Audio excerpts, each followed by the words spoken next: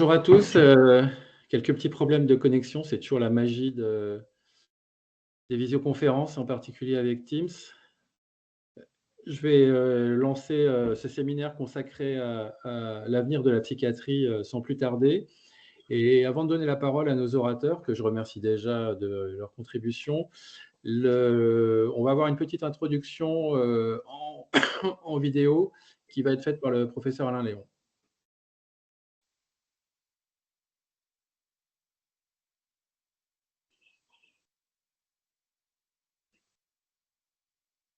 Éthique du Grand Est, qui m'a confié l'introduction de la thématique Penser l'avenir de la psychiatrie. Pour commencer cette réflexion, je voudrais vous présenter ce chef-d'œuvre de Paul Gauguin, tableau réalisé en 1898 et intitulé « D'où venons-nous? Que sommes-nous? Et où allons-nous ?» Paul Gauguin a été un peintre exceptionnel et il a laissé une collection considérable. Longtemps ami de Van Gogh, son parcours a été néanmoins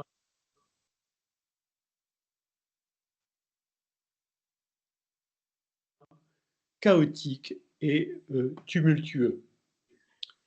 Accusé de pédophilie, il est mort avec la syphilis. Il a créé ce tableau à Tahiti alors qu'il était suicidaire. Cette œuvre picturale est quasiment testamentaire. Il écrira d'ailleurs à un ami: « Il faut vous dire que ma résolution de suicide était bien prise.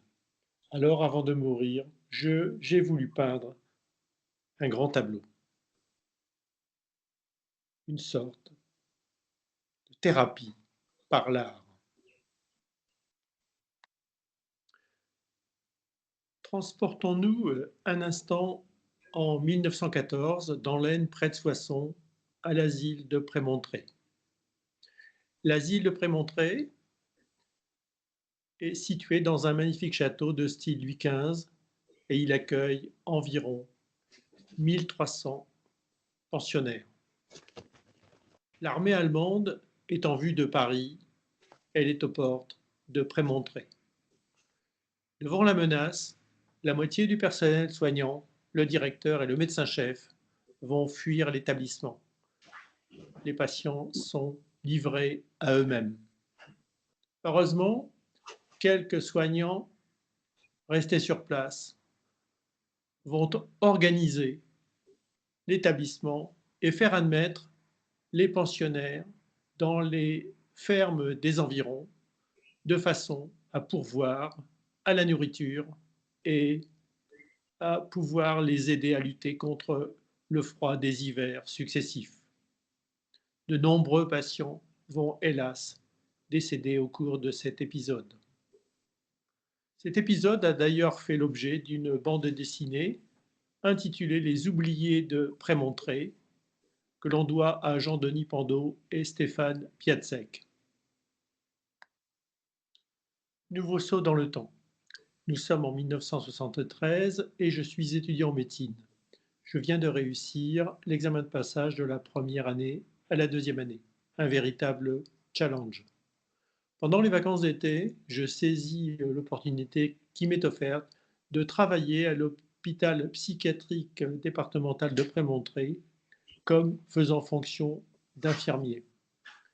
J'y suis accueilli par une équipe sympathique, le surveillant-chef et des infirmiers qui ont été recrutés au fil du temps par leur capacité physique.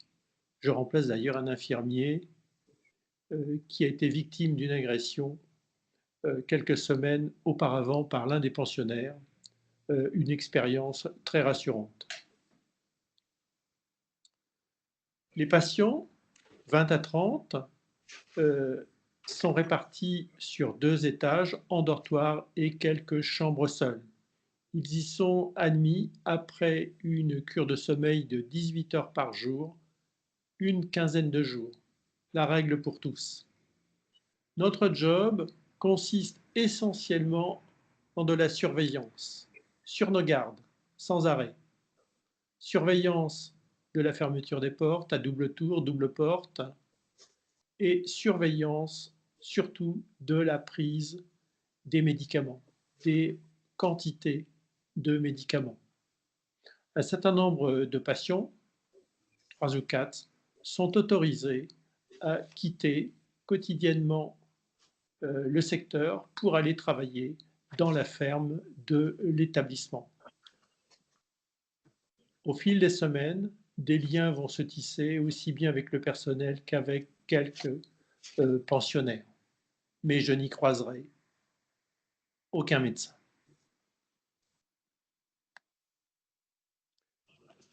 Les années qui vont suivre sont marquées par un certain nombre de films importants qui illustrent le courant de l'antipsychiatrie en vogue. Je citerai tout d'abord Family Life, un film britannique de Ken Loach, réalisé en 1971, qui relate l'histoire d'une jeune patiente, Yacine, en conflit avec ses parents, qui s'enfonce dans la schizophrénie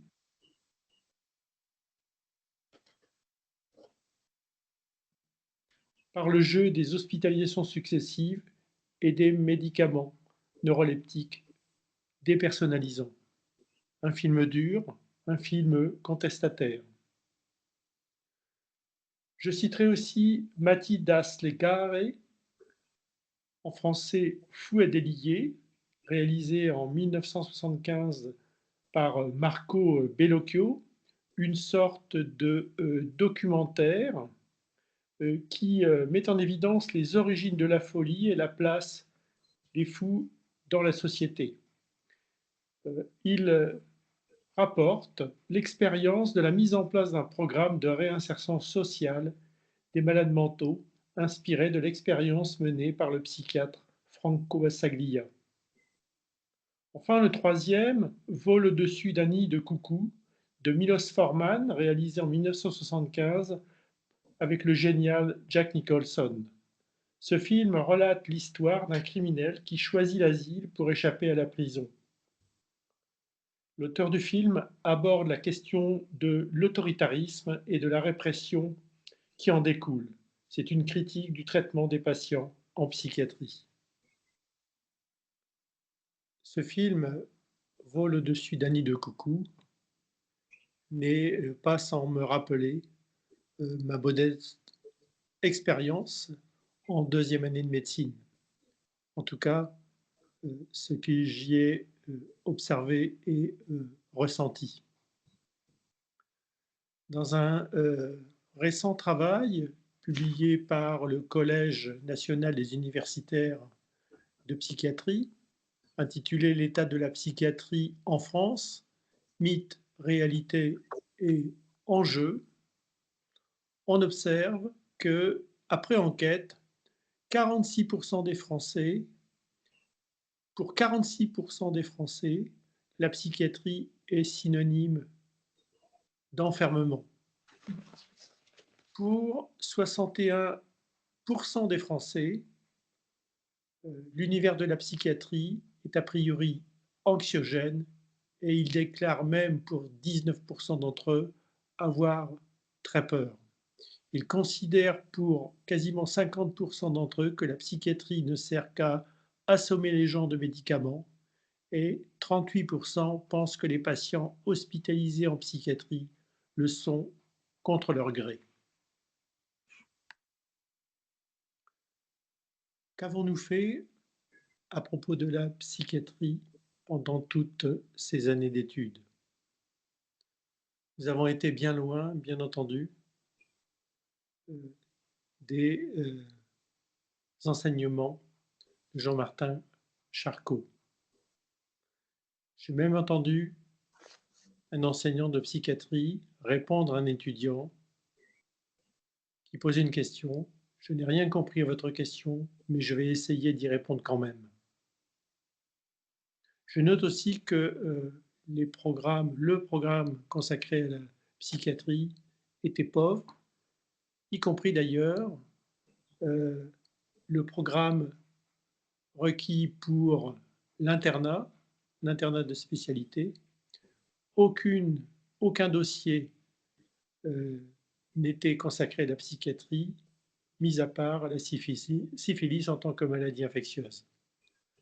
Lorsque j'ai soutenu mon examen de clinique, qui consistait en l'examen d'un patient, la rédaction d'une observation et d'une ordonnance, j'ai rencontré un jeune adolescent, 12 ou 14 ans, autiste, passionné de Mozart.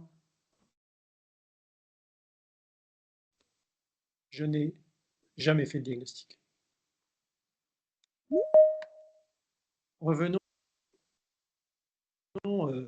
à ce travail du Collège national des universitaires de la psychiatrie,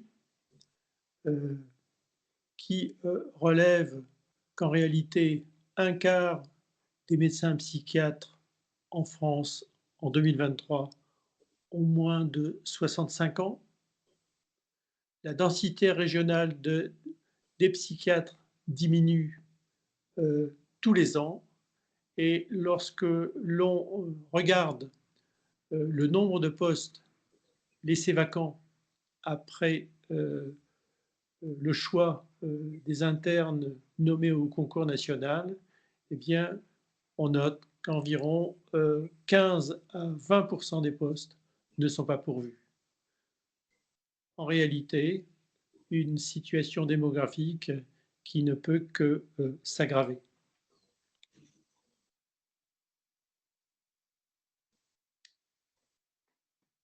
Au vu de l'augmentation prévisible du nombre de personnes touchées par la maladie mentale au cours de leur vie,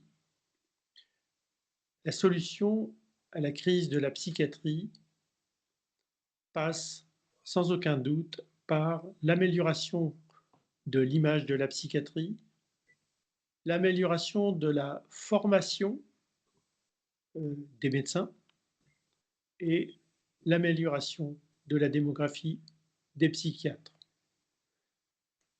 C'est la raison pour laquelle le Premier ministre Michel Barnier a érigé le 14 janvier 2025 la santé mentale comme grande cause nationale pour cette année. Pour conforter cette décision,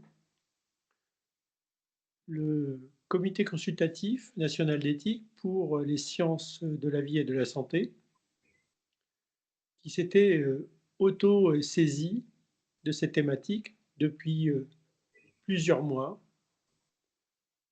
a publié le 27 janvier 2025 l'avis 147 intitulé « Enjeux éthiques relatifs à la crise de la psychiatrie » d'alerte. En résumé, il propose 3 points fondamentaux.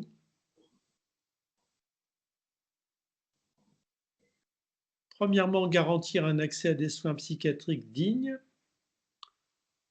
avec le renforcement de la vigilance autour de la santé mentale de tous. Deuxièmement, de lutter contre la stigmatisation et l'exclusion des personnes vivant avec des troubles psychiatriques. Et troisièmement, de renforcer la formation et la recherche dans toutes les disciplines qui concourent à la prise en charge psychiatrique. Je vous remercie.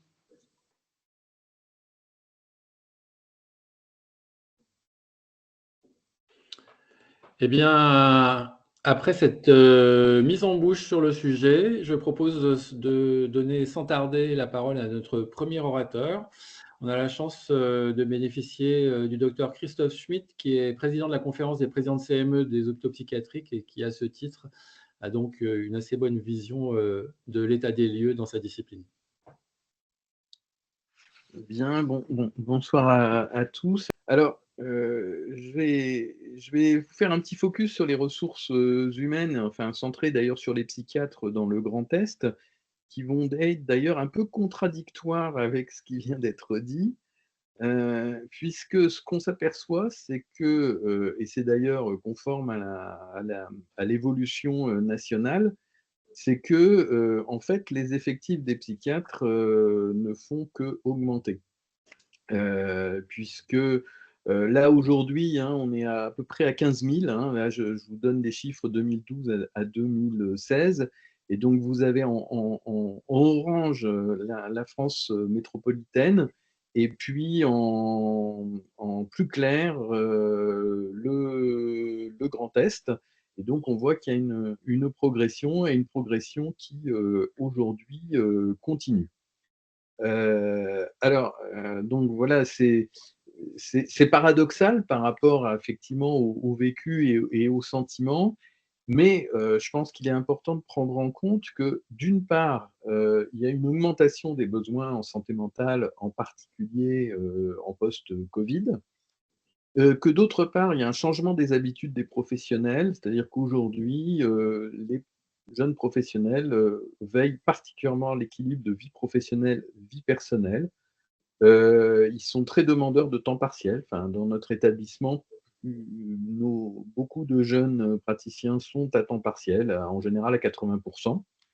Et puis, ça, c'est un phénomène qu'on voit depuis le début des années 2000, hein, il y a une augmentation de l'activité qui a été beaucoup plus rapide que la progression du nombre de professionnels, et en particulier du nombre de psychiatres.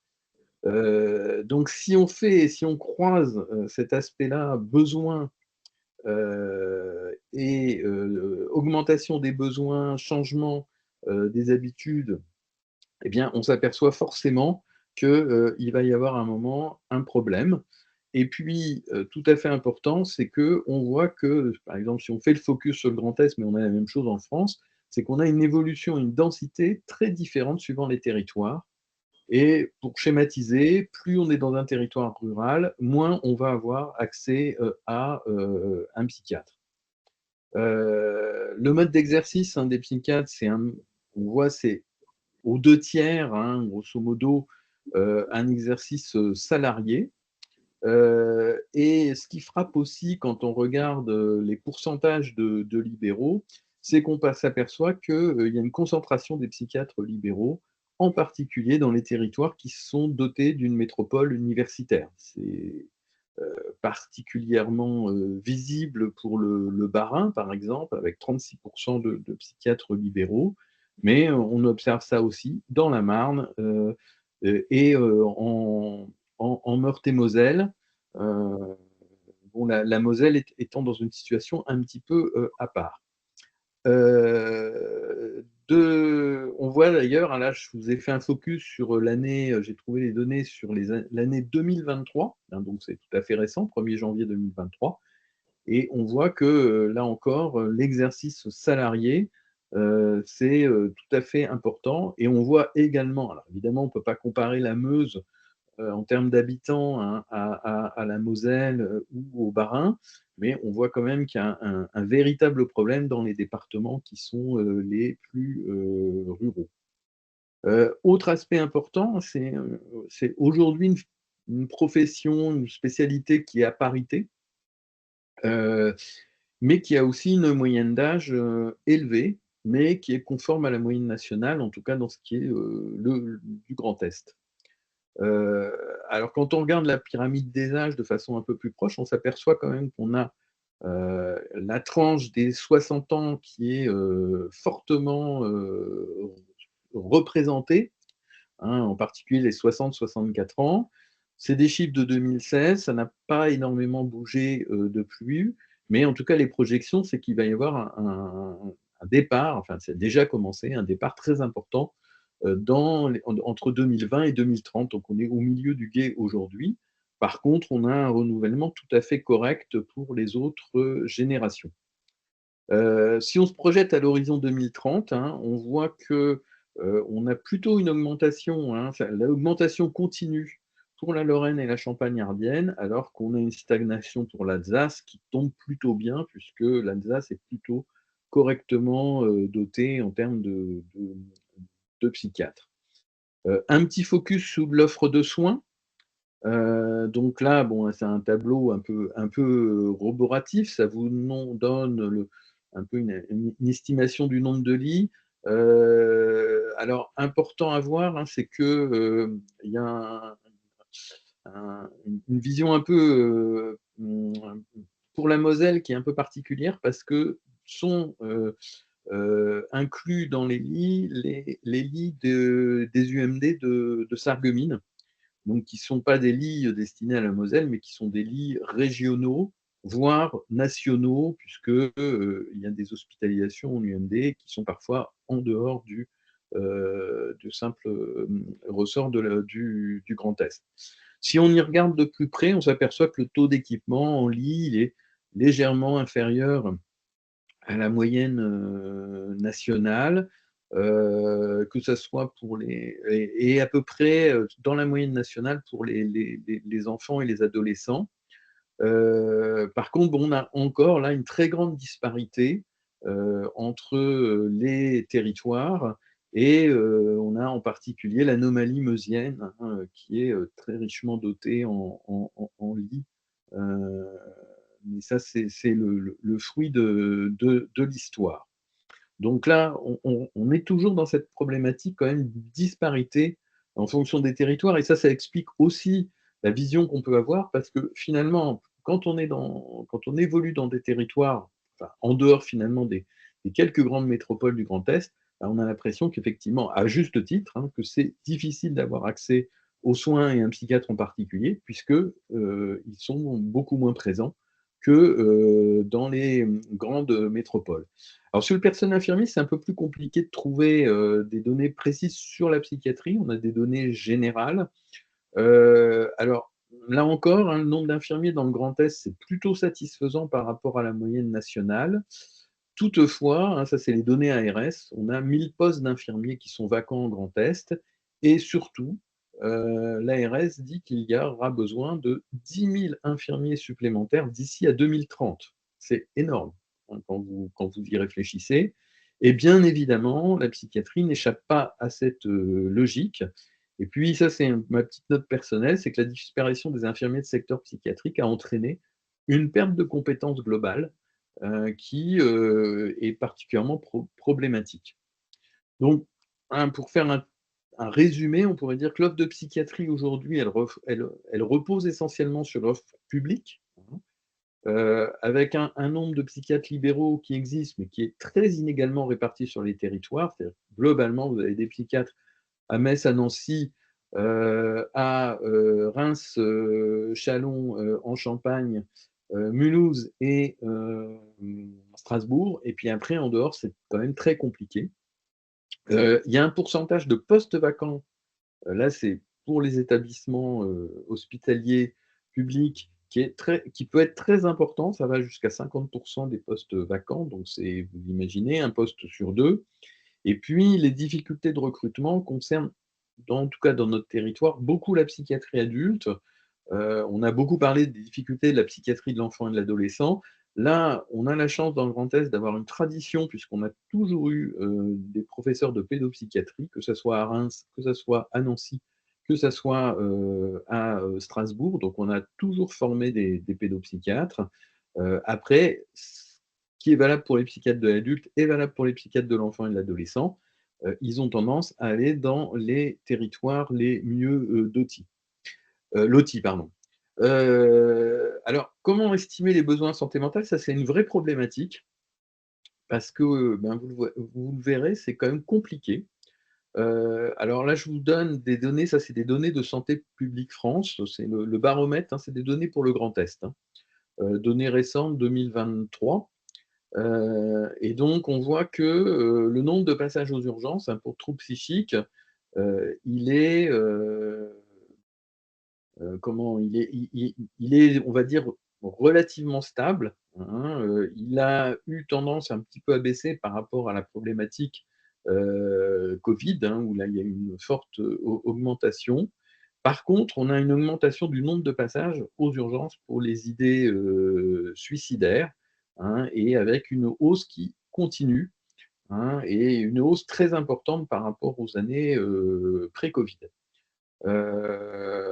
Par contre, bon, on a une baisse plutôt des consultations de SOS médecins pour angoisse et troubles du comportement. Par contre, chez les enfants, donc chez les mineurs, là, c'est quand même différent. On continue à observer, hein, un nombre important de passages aux urgences. Donc, voilà, hein, le calcul, c'est 1,8% de l'ensemble des passages aux urgences en 2023 dans cette tranche d'âge. Une augmentation du nombre de passages aux urgences pour idées suicidaires, hein, qui s'est poursuivie après la pandémie, hein. Vous voyez, 194% par rapport à la moyenne des années 2019-2021, c'est énorme. Et un nombre de passages aux urgences qui reste stable, mais il y avait une augmentation dans les années précédentes. Par contre, effectivement, les consultations pour angoisse sont moins importantes. Alors, de façon plus générale, on manque d'indicateurs qui sont scientifiquement validés pour estimer les besoins en psychiatrie et santé mentale. C'est un vrai problème. On a des chiffres qui concernent la prévalence des principales maladies psychiatriques, hein, mais quand on va dans la littérature, on trouve des chiffres quand même très variables, avec des fourchettes parfois importantes. Bon, là, je vous ai donné 2 fourchettes, hein, 0,7% pour les troubles schizophréniques, 1% pour les troubles bipolaires. Donc c'est, en tout cas, ce qui est certain, c'est qu'aujourd'hui, si on prend ces chiffres de prévalence, si on les compare aux patients qu'on prend en charge, il y a un gap, c'est-à-dire que il y a moins de patients qui sont suivis et soignés que de patients qui sont attendus en fonction des estimations de prévalence. Donc face à cette augmentation des besoins, on a une vraie obligation d'innovation. Alors, c'est amusant parce que j'ai failli travailler, mais là en tant que psychiatre, hein, j'ai failli travailler en tant que jeune psychiatre à Prémontré, hein. Ça m'a rappelé des souvenirs. Je ne suis pas certain d'ailleurs que ça avait beaucoup changé à l'époque, hein, puisque c'était dans les années 80, par rapport à ce qu'a constaté l'intervenant précédent.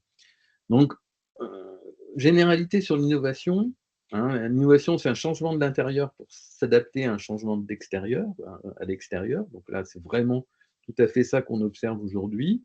Ce qui est important, c'est quand même de rechercher le bien commun quand on se transforme. Et puis, plus on a de facteurs externes, hein, plus on a besoin de changer. Je pourrais rajouter que sans obligation de changer, finalement, c'est-à-dire finalement sans aiguillon à l'extérieur, c'est rare qu'on innove. Donc finalement, on peut quelque part se dire que c'est quand même intéressant d'être forcé à innover, forcé de s'adapter à ces différents changements. Et donc là, clairement, il faut qu'on innove, qu'on change, que ça soit dans nos organisations au niveau de la médecine de ville, que ça soit aussi dans nos organisations hospitalières. Alors, là, je vous liste un certain nombre d'évolutions voilà, que j'estime nécessaires. Là, ce matin, on avait une table ronde au ministère, enfin en présence des 2 ministres, hein, Madame Vautrin et Monsieur Neder, concernant la santé mentale. Donc, on a parlé un peu de ces évolutions. Et moi, je dis qu'il faut aujourd'hui, là justement, on a parlé des problèmes d'hospitalisation dans l'introduction, hein, ne plus miser prioritairement sur l'hospitalisation. Aujourd'hui, voilà, quelqu'un qui est en crise, la réponse, c'est les urgences, c'est une hospitalisation. C'est ce qui est attendu par tout le monde. Et je pense qu'aujourd'hui, ça n'est pas la, la bonne chose, même si évidemment, dans un certain nombre de circonstances, l'hospitalisation reste nécessaire. Donc il faut développer les alternatives, en particulier les soins intensifs à domicile. Ça vous sera discuté tout à l'heure. Et puis, là encore, l'hôpital n'est pas un lieu de vie, l'hôpital n'est pas un lieu d'habitation. Tout le monde a le droit à avoir un logement, un hébergement dans des conditions dignes en fonction de ses difficultés, de son handicap. Et donc, il est clair qu'aujourd'hui, un autre défi, c'est d'adapter le social et le médico-social à l'accueil des personnes qui ont des troubles psychiques. Autre aspect très important dans les évolutions, c'est qu'aujourd'hui, centrer l'offre de soins sur le médecin et sur le psychiatre ou le pédopsychiatre en particulier est de toute façon voué à l'échec. Même si on a une augmentation du nombre, les besoins, ils augmentent de façon beaucoup plus importante, premièrement. Deuxièmement, il y a des territoires qui sont très démunis en termes de psychiatres ou de pédopsychiatres. On est donc obligé de diversifier la façon dont on va prendre les personnes en charge. On a différentes pistes aujourd'hui. On a les infirmiers de pratique avancée. Je pense que là, c'est vraiment un aspect très important. Et clairement, aujourd'hui, on manque d'une politique volontariste en France concernant les infirmiers de pratique avancée. On a les psychologues, et là encore, il y a des psychologues en libéral, il y a des psychologues à l'hôpital. Le statut des psychologues à l'hôpital n'a pas évolué depuis 30 ans. Et on ne peut pas dire que le dispositif Mon Psy réponde entièrement aux préoccupations de nos concitoyens. Et puis là encore, hein, reconnaître les compétences acquises des infirmiers qui exercent en psychiatrie, ça paraît très important. De même que diversifier les professionnels, les éducateurs, la question des bed managers, et je ne vais pas faire une liste à la Prévert. Autre aspect aussi important, c'est que tous les problèmes de santé mentale ne relèvent pas d'un dispositif spécialisé.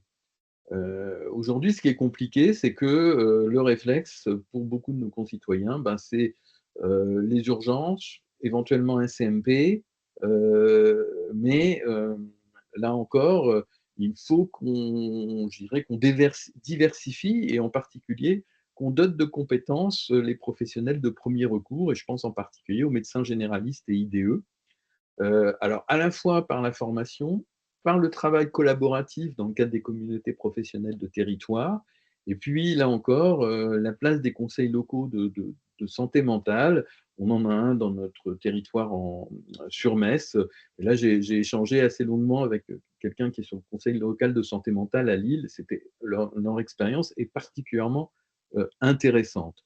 L'attractivité des professionnels exerçant en psychiatrie, bien, je pense que, en dehors là, de ce que je viens de lister, c'est-à-dire que je pense que il y a effectivement à promouvoir de façon positive.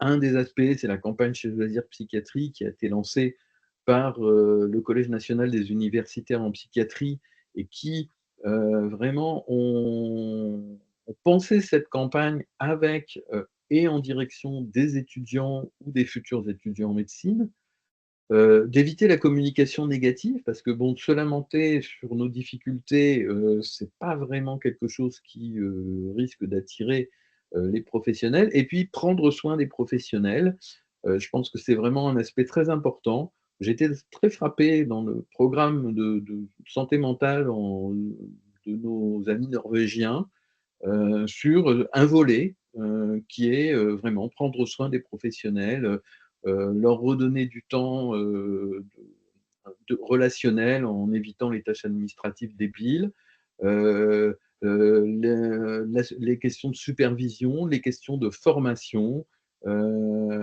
plus de transversalité, moins de verticalité. Enfin, je pense qu'on a un peu aussi des difficultés dans la gouvernance de nos établissements hospitaliers. Et puis je voulais terminer, puisqu'on en avait discuté dans la préparation des journées, c'est aussi sur la question, et c'est aussi un lien avec l'attractivité, c'est les enjeux architecturaux. En partant du constat que finalement il y a eu peu d'innovation sur le plan de l'architecture des services hospitaliers en psychiatrie sur les 40 dernières années. Bon, là, c'est pas le lieu de faire un état, enfin, une histoire, hein, mais bon, je connais assez bien le sujet, je pourrais le développer si nécessaire dans la discussion.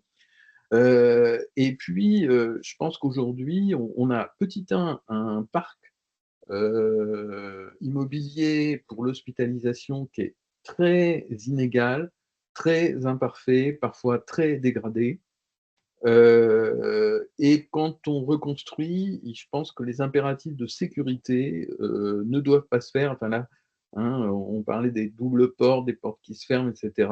Du ressenti de nos concitoyens. Ben, je pense que même s'il y a des impératifs de sécurité, ils ne doivent pas se faire au détriment de l'hospitalité dans son sens le plus noble du terme. Et puis, là, on parle de l'hospitalisation, mais je pense qu'en pareil, en ce qui concerne l'ambulatoire, moi, je suis frappé que, là encore, l'ambulatoire, ça reste le parent pauvre. On a des hôpitaux de jour, des centres médico-psychologiques qui sont parfois dans des pavillons, dans des locaux qui ne sont pas adaptés à leurs usages, dans des locaux qui ne sont pas accessibles aux personnes porteuses de handicap, dans des locaux qui ne garantissent pas la confidentialité. Là, il y a un vrai effort aussi à faire parce qu'on a des impératifs d'accessibilité, de confidentialité, mais aussi de qualité d'accueil. 90% des personnes qui sont suivies par la psychiatrie publique le sont en ambulatoire. C'est donc la vitrine. Et je trouve que sur ce plan-là, là encore, nos pouvoirs publics, les municipalités, hein, moi je suis frappé dans les pays nordiques, les municipalités sont partie prenante des soins. Et aujourd'hui, rares sont les municipalités qui mettent à disposition des locaux pour les CMP. Donc je pense que là encore, et là les conseils locaux de santé mentale pourraient avoir tout à fait une influence importante sur le sujet. Voilà, je pense que j'étais dans le timing. Tout à fait, parfaitement dans le timing. Merci beaucoup pour ce panorama de la situation actuelle, qui est évidemment un petit peu inquiétant, mais finalement qui est assez superposable dans bien des aspects à ce qui se passe ailleurs qu'en psychiatrie, dans le reste de la médecine.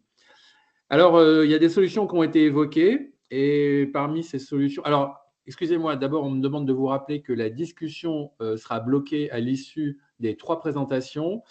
Et comme on est relativement nombreux à ce webinaire, et je remercie tous les participants d'être là à une heure aussi tardive.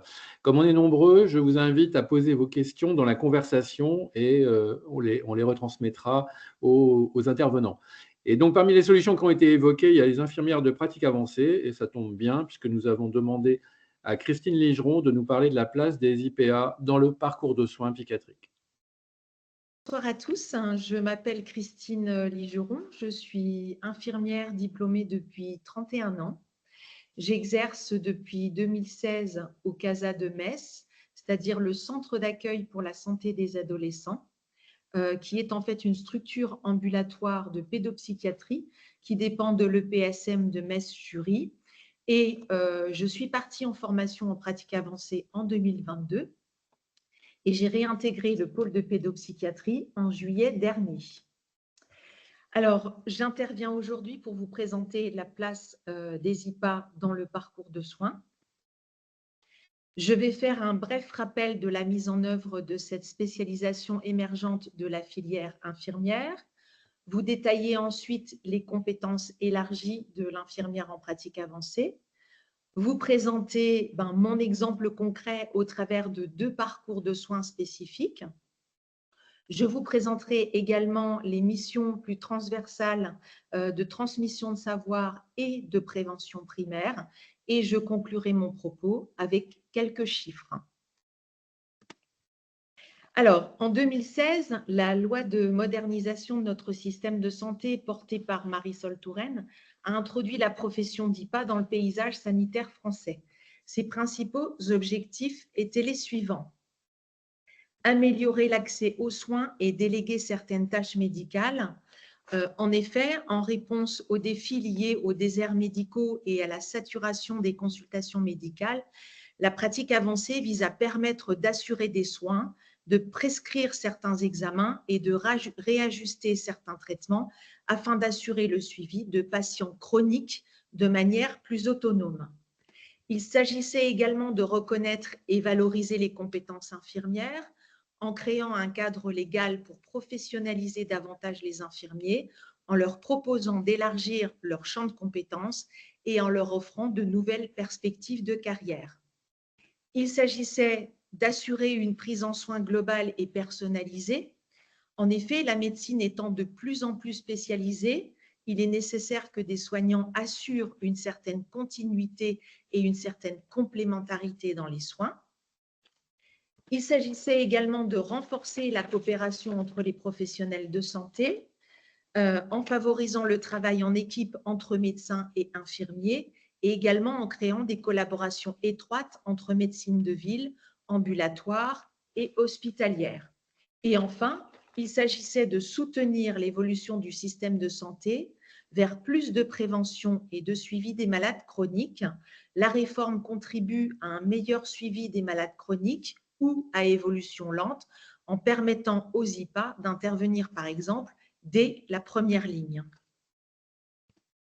Alors, ces initiatives gouvernementales ont abouti à la création de premières sessions de formation en 2018 et elles proposaient au départ 3 mentions de spécialisation. Pathologie chronique stabilisée, donc qui concerne les cardiopathies, les maladies coronaires, les artériopathies chroniques, les AVC, les diabètes de type 1 et 2, l'insuffisance respiratoire chronique, la maladie d'Alzheimer et autres démences, l'épilepsie et la maladie de Parkinson.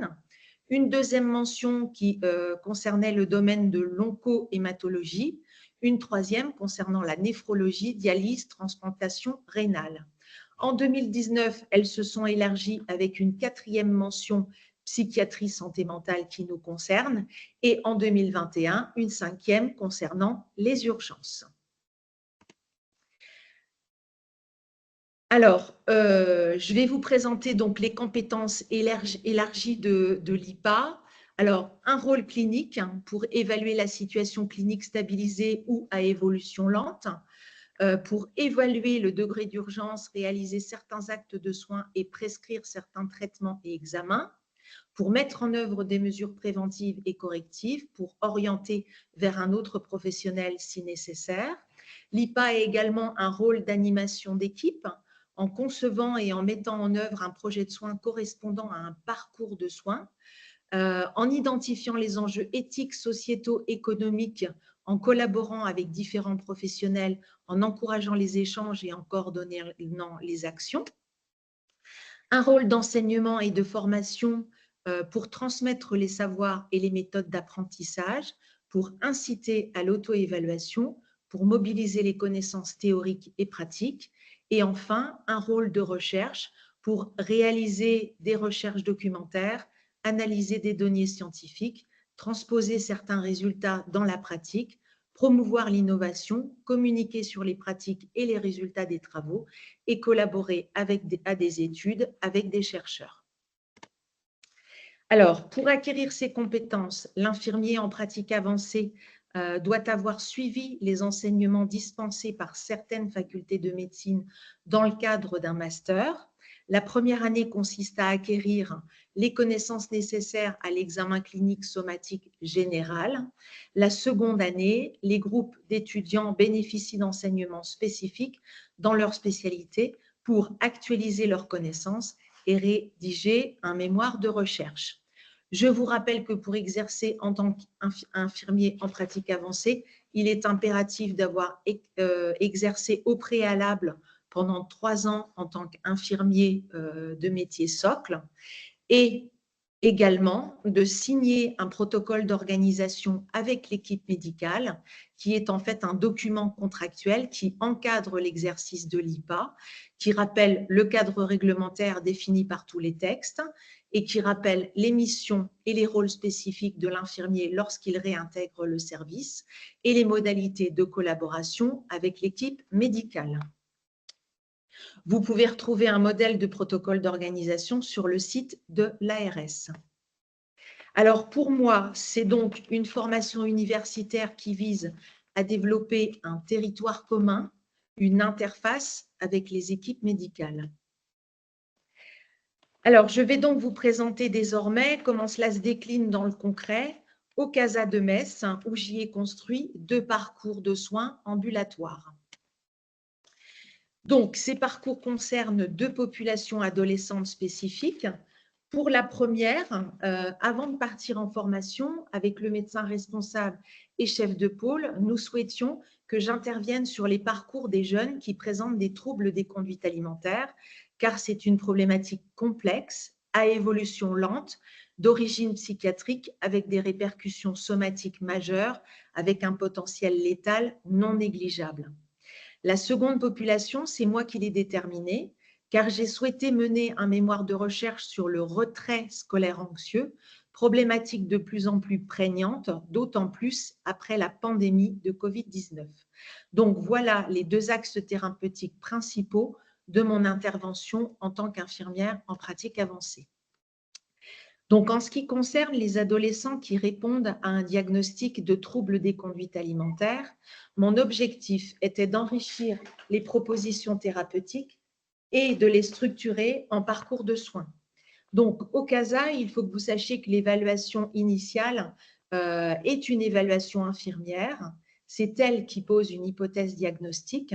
Et depuis mon retour, lorsqu'il s'agit d'une situation complexe avec peut-être, par exemple, des diagnostics associés ou que les délais de consultation auprès de mes collègues infirmiers apparaissent trop importants par rapport à la situation clinique, c'est moi qui assure cette évaluation initiale. J'interviens donc pour améliorer l'accès aux soins. Lorsque l'hypothèse est un TCA, il y a systématiquement une évaluation médicale initiale où le psychiatre établit le diagnostic et présente aux jeunes et à ses parents le parcours de soins spécifique proposé au CASA.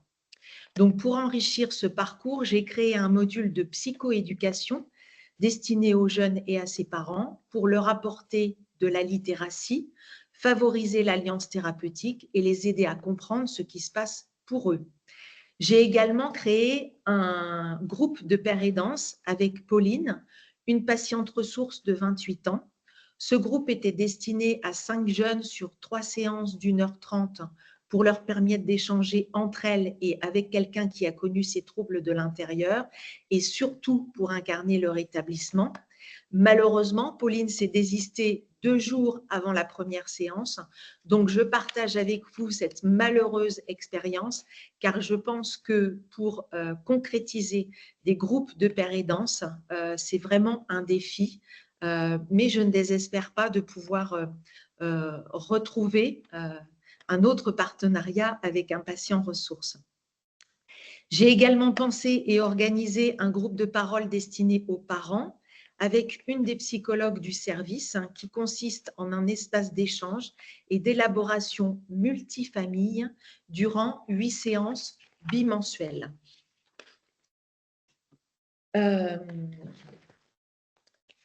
J'ai organisé ce parcours donc pour améliorer l'éducation des patients et des aidants, pour favoriser l'alliance thérapeutique et l'élaboration psychothérapeutique qui conduit au rétablissement.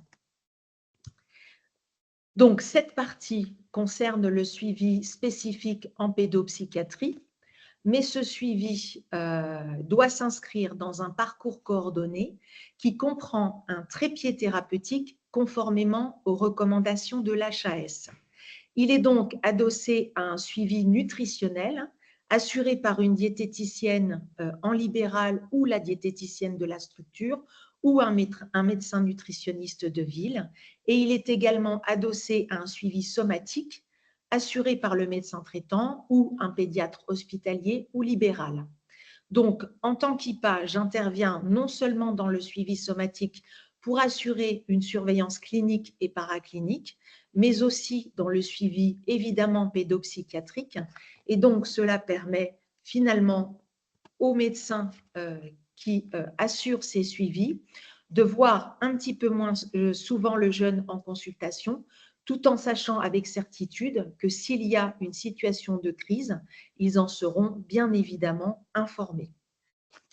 Donc, l'adolescent est au centre de ce dispositif. L'IPA collabore étroitement avec les parents, les médecins somaticiens, le nutritionniste, l'équipe pédopsychiatrique, mais également les équipes pédagogiques, puisque ces jeunes requièrent parfois des aménagements scolaires. Et donc, l'IPA partage les infos avec pertinence, la bonne info au bon moment, au bon interlocuteur, tout en mettant le jeune et ses parents au centre du dispositif. Par ailleurs, je suis en train de mettre en place un outil de communication sécurisé qui s'appelle Parceo. C'est une messagerie qui permet de partager les informations déterminantes et de construire un agenda de soins cohérent pour le patient et ses aidants. Elle est actuellement financée par l'ARS Grand Est. Donc, mon intervention vise à renforcer la coopération entre les professionnels de santé avec les professionnels partenaires et de renforcer également l'alliance thérapeutique. Alors, en ce qui concerne les ados qui répondent à un diagnostic de retrait scolaire anxieux, j'interviens également en première ligne si nécessaire, comme je vous l'ai expliqué précédemment sur le précédent parcours. Donc, du coup, j'interviens donc à l'amélioration de l'accès aux soins. Par ailleurs, au cours de mon travail de mémoire de recherche durant mes études, j'ai mis en évidence des outils psychométriques d'aide au dépistage. Je les ai donc présentés à toutes les équipes afin qu'ils les utilisent. Donc, du coup, j'ai participé à un travail de recherche et je transmets les savoirs. Là encore, donc dans ce parcours de soins, il y a eu une évaluation médicale où le psychiatre établit le diagnostic et présente aux jeunes et à ses parents le parcours de soins spécifique avec les différentes propositions. Là aussi, j'ai créé un module de psychoéducation pour apporter de la littératie, favoriser l'alliance thérapeutique et construire un projet de réintégration scolaire progressif que j'ai appelé le pacte de réussite scolaire, où l'ado est au centre du processus vers son rétablissement. Et lorsqu'il est prêt, il me donne son consentement pour que je me mette en lien avec l'équipe pédagogique pour les aider à comprendre ce qu'est le retrait scolaire anxieux, pour leur permettre de mieux aider le jeune dans les accompagnements et les aménagements qu'ils peuvent mettre en place. Je participe donc à enrichir les parcours de soins pédopsychiatriques, mais aussi le parcours de santé et le parcours de vie par toutes ces actions. Et je contribue aussi à animer les équipes. Donc, l'IPA coordonne les parcours de soins de santé de vie en collaborant étroitement avec les parents, souvent le médecin de famille, l'équipe de pédopsychiatrie et l'équipe pédagogique en coordonnant toutes les actions. Et ce dispositif renforce la coopération entre les professionnels de santé, les professionnels partenaires et l'alliance thérapeutique avec le jeune et ses parents.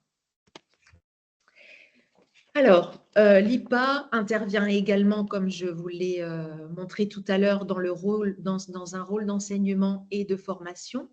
Donc, j'assure avec un autre collègue IPA au sein de l'EPSM de Metz-Jury une formation qui s'appelle Consolidation des savoirs, qui en fait représente 11 jours de formation pour reprendre l'histoire de la psychiatrie, la psychopathologie, l'approche thérapeutique avec tout cela, avec tout ce que cela comporte. Et donc, elle est destinée aux nouveaux professionnels arrivant sur le PSM. J'assure également certains modules de formation et l'organisation d'une autre formation dispensée par les professionnels du CASA qui s'intitule « Psychologie et psychopathologie des adolescents d'aujourd'hui ». Et enfin, j'interviens dans les instituts de formation en soins infirmiers pour sensibiliser et former les étudiants aux deux problématiques des troubles des conduites alimentaires et du refus scolaire anxieux. L'IPA intervient également dans le cadre de la prévention primaire. Donc, en ce qui me concerne, je vais prochainement intervenir dans un des lycées de Metz auprès d'élèves de 3e et de terminale pour leur présenter une information sur les troubles des conduites alimentaires afin qu'ils puissent mieux comprendre et puis du coup, pour favoriser le repérage précoce peut-être concernant certains.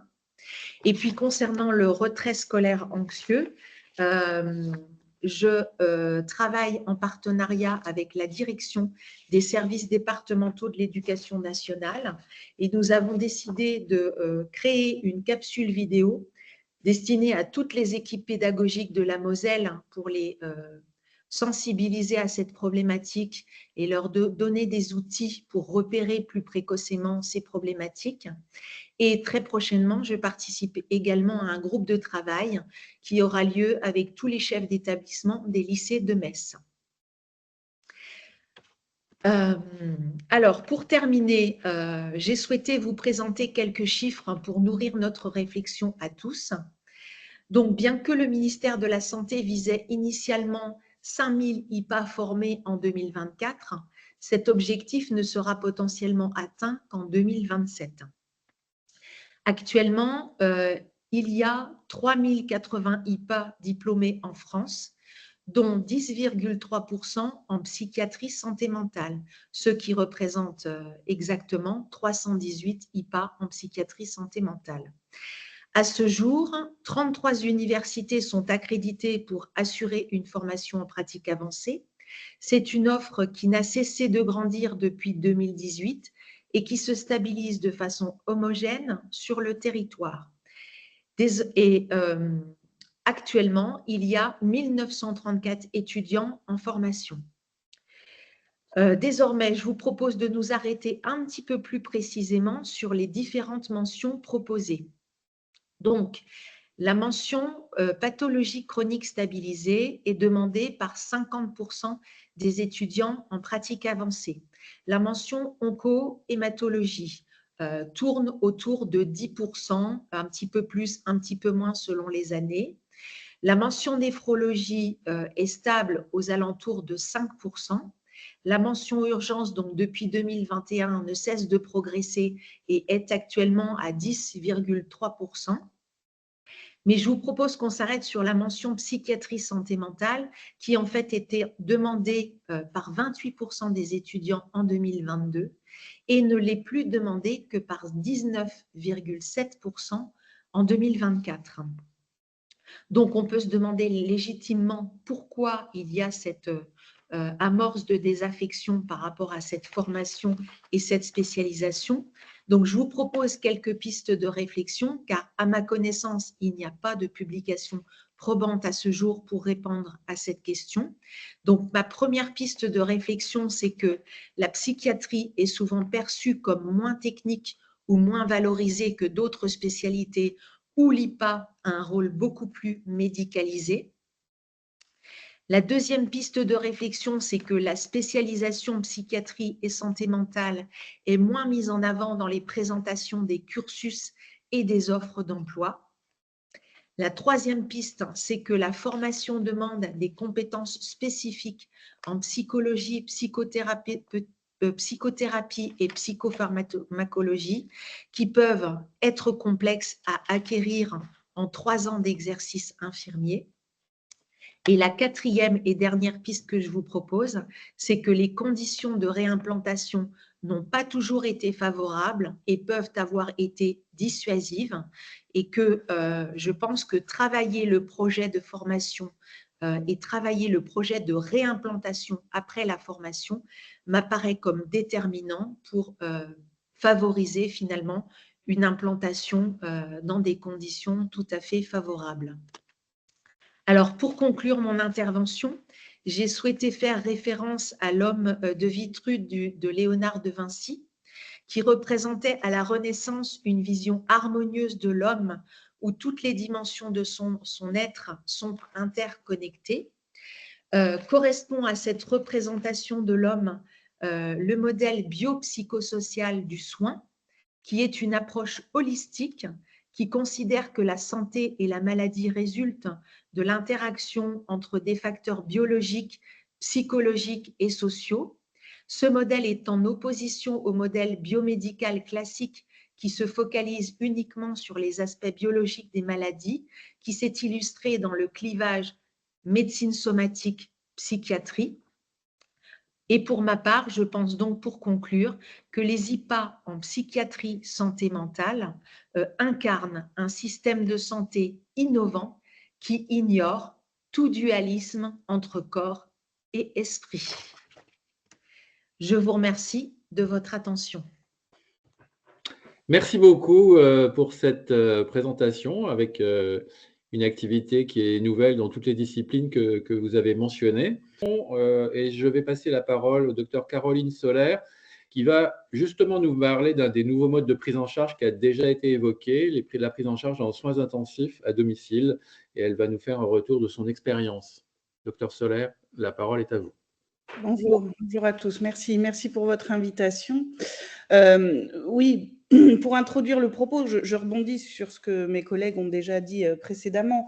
Je pense qu'il y a quand même un impératif d'innovation en psychiatrie et santé mentale quand les représentations négatives de la psychiatrie reposent quand même sur certains éléments de réalité et qu'il est temps qu'on puisse bouger certaines lignes.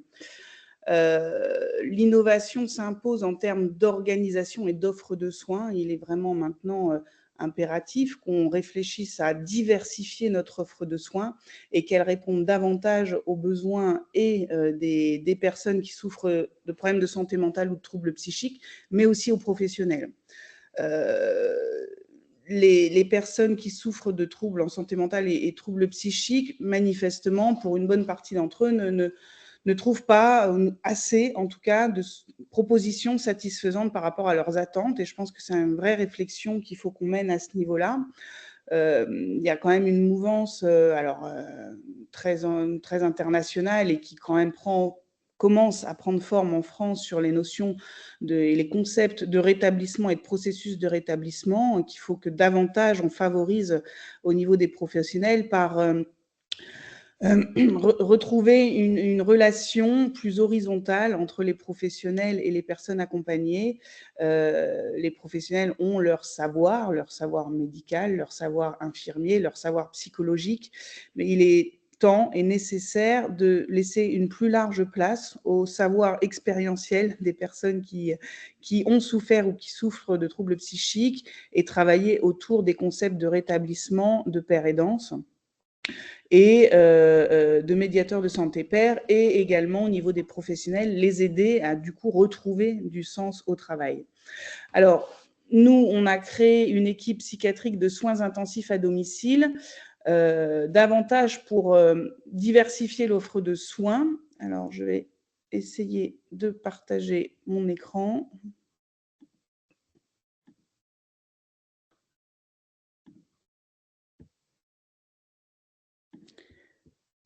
Mais ça ne marche toujours pas. Donc, Madame Thirier, si vous pouvez du coup le faire pour moi. Je prends le relais.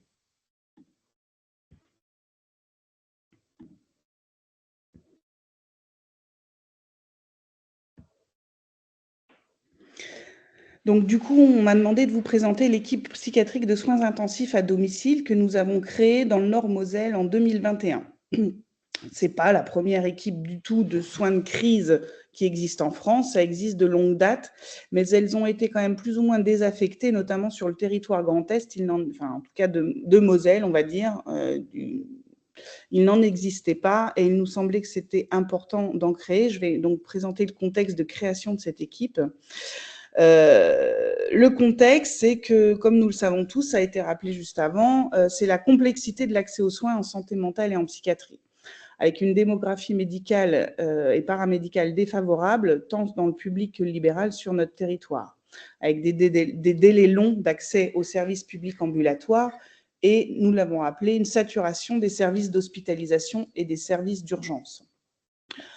Sur le PSM-Metz-Jury, la spécificité était également celle de la vétusté des locaux avec des conditions d'hébergement très dégradées, une distance entre le territoire Nord-Moselle et l'hôpital, et également sur le PSM, une démographie médicale et paramédicale défavorable.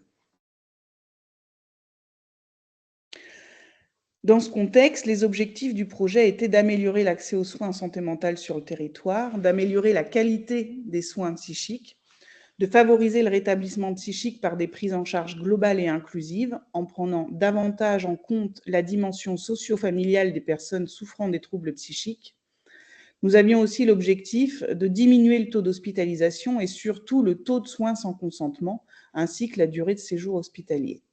Nous souhaitions améliorer également la collaboration entre les acteurs du territoire pour améliorer la santé mentale de la population.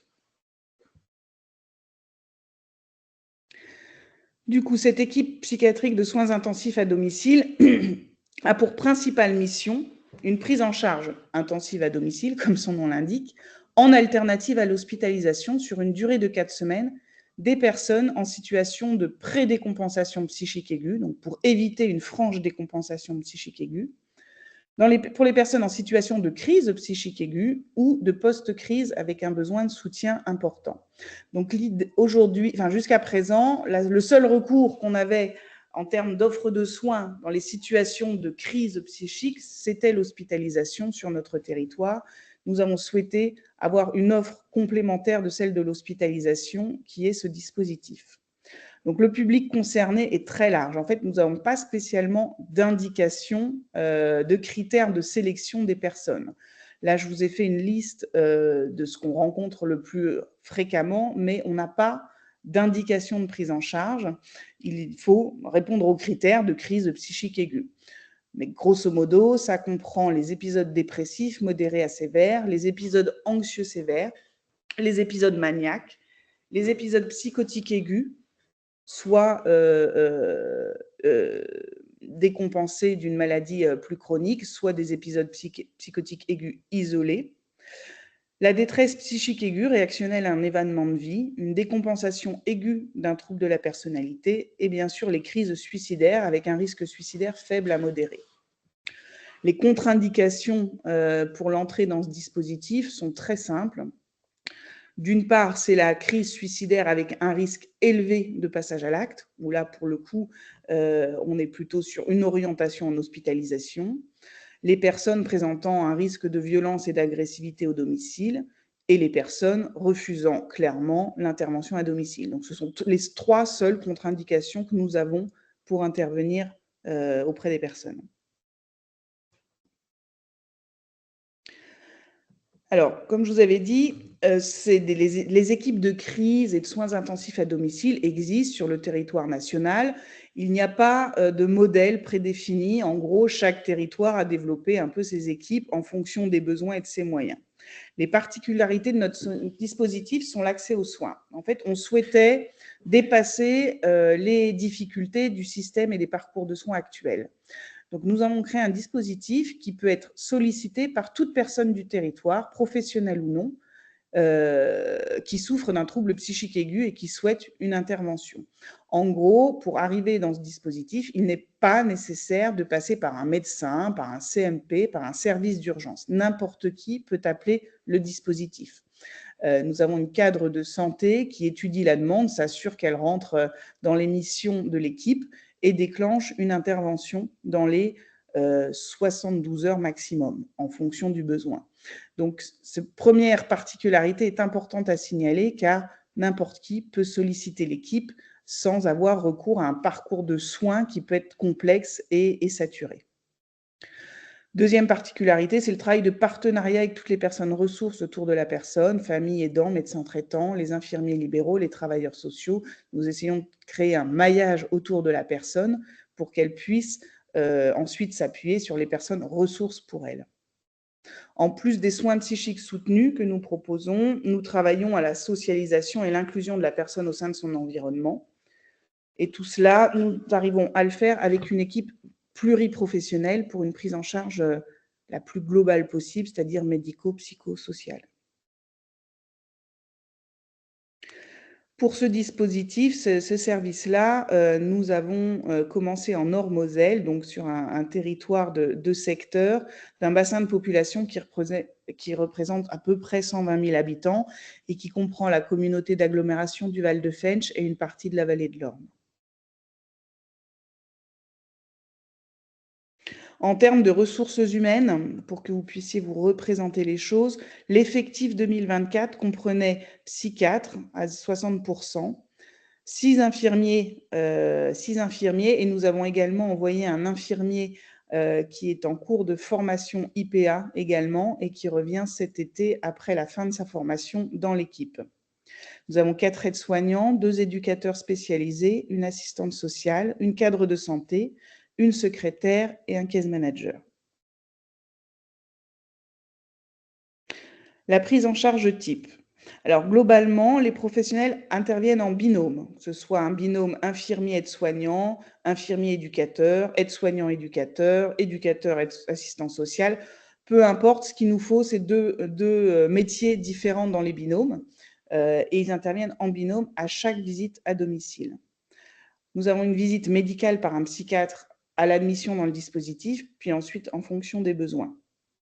L'équipe fonctionne 7 jours sur 7, à peu près de 8h30 à 20h30, avec 2 binômes le matin et 2 binômes l'après-midi. La nuit, une permanence téléphonique est organisée sur les services d'hospitalisation à l'EPSM. Toujours sur la prise en charge type, nous avons défini une séquence thérapeutique de 4 semaines. Pourquoi 4 semaines? Parce qu'à l'époque, c'était la durée moyenne de séjour en hospitalisation dans les cas de décompensation psychique. Nous sommes calqués sur cette durée moyenne de séjour pour définir la temporalité des prises en charge à domicile. Donc, sur ces 4 semaines, la première semaine, les professionnels interviennent quotidiennement auprès de la personne. En général, c'est au moins, à chaque intervention, les professionnels passent au moins 1 heure auprès de la personne. Quand la situation l'exige, on peut passer plusieurs fois par jour. Pendant la première semaine, il y a donc l'intervention quotidienne. La deuxième semaine, on espace à tous les 2 jours et progressivement, sur la semaine 3 et 4, on diminue la fréquence des interventions en fonction de l'état clinique de la personne. Tout est toujours ajustable et modulable. Si il y a une dégradation de l'état psychique, on renforce la fréquence d'intervention.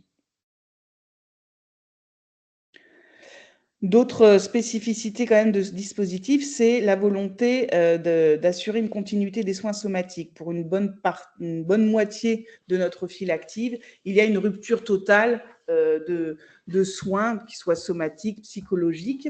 Et donc, l'idée, c'est quand même de recréer le lien avec le médecin traitant pour le bilan somatique, le check-up, l'examen somatique, le bilan sanguin de principe.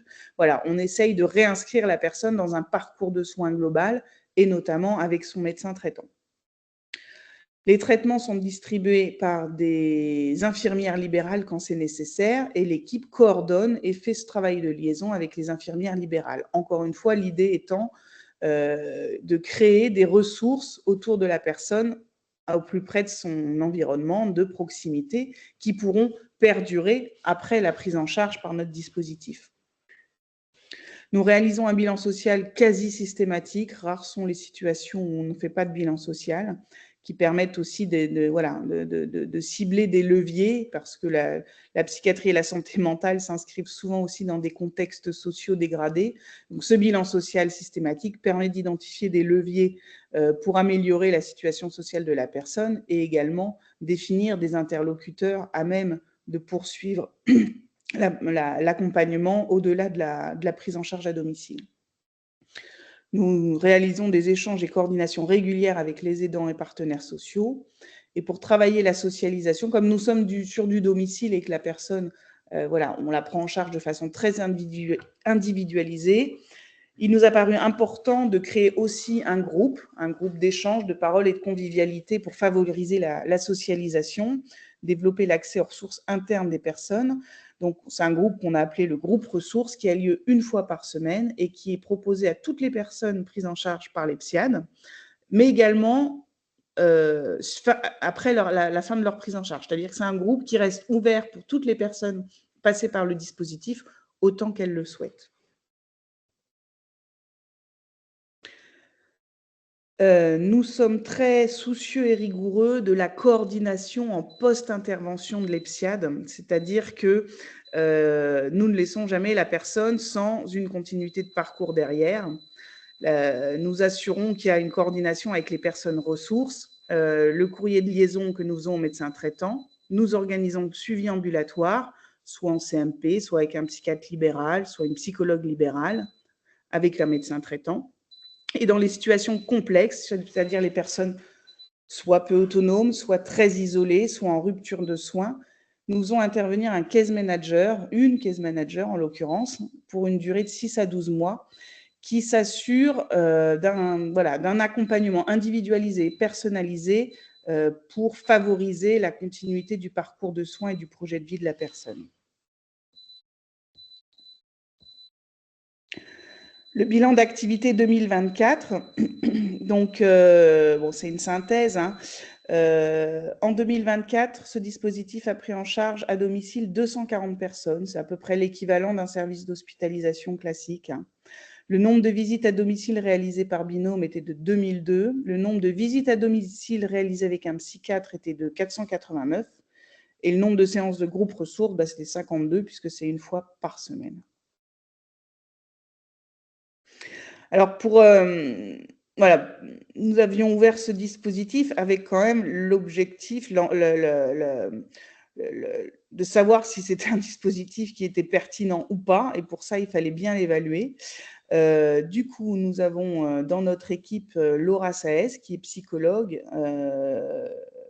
et qui a un doctorat de recherche en santé publique, et qui nous a conduit une étude. Ce dispositif EPSIAD a été créé au moment de la fermeture d'un service d'hospitalisation. Donc, l'objectif était de savoir s'il y avait une plus-value d'un service comme l'EPSIAD par rapport à un service d'hospitalisation. Nous avons pu faire une analyse de données 6 mois avant l'ouverture de l'EPSIAD, puis 6 mois après la mise en place de l'EPSIAD. L'étude a couru de 2020 à 2022. Et nous avons réussi à faire cette étude sur un échantillon total de 464 patients. Ce que nous avons constaté en termes de résultats à l'issue de pérégrinations statistiques et de beaucoup de temps de travail, en tout cas, ce que nous avons constaté, c'est qu'après l'ouverture de l'EPSIAD, malgré la fermeture d'un service d'hospitalisation, nous avons augmenté le nombre de patients pris en charge, et notamment le nombre de femmes prises en charge, qui a permis de rattraper l'équité homme-femme qui n'était pas présente, et plus d'hommes pris en charge avant la fermeture du service d'hospice et l'ouverture de l'EPSIAD, avec une médiane d'âge autour de 43 ans. Ça n'a pas changé. Nous avons donc augmenté le nombre de prises en charge. Malheureusement, nous n'avons pas réussi à diminuer le nombre d'hospitalisations sans consentement sur les secteurs concernés. En revanche, le nombre de prises en charge ayant augmenté, nous avons quand même réussi à diminuer le taux de soins sans consentement, qui était de 52% des prises en charge sur les personnes en situation de crise psychique avant 2021, et qui a basculé en 2022 à 36%. Donc, c'est quand même une baisse significative, même si le nombre d'hospitalisations sans consentement n'a pas diminué. Le taux de soins consentement, lui, a clairement diminué sur les situations, je précise, de crise psychique aiguë. L'étude nous a permis de relever quand même aussi une amélioration du niveau de satisfaction. Alors, pendant la prise en charge, l'amélioration de la satisfaction a été significative sur la clarté des informations délivrées concernant les symptômes, les résultats des examens et l'objectif du traitement.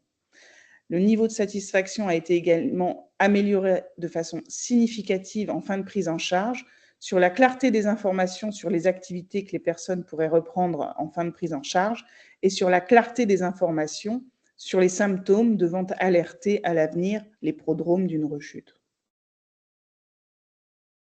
Toujours sur la satisfaction, une amélioration significative de la relation avec le soignant a été prouvée, en particulier sur les aspects de respect de l'intimité, d'ambiance avec l'équipe, d'organisation du service, la disponibilité des infirmières à l'égard des personnes et l'aide pour la réalisation des gestes quotidiens.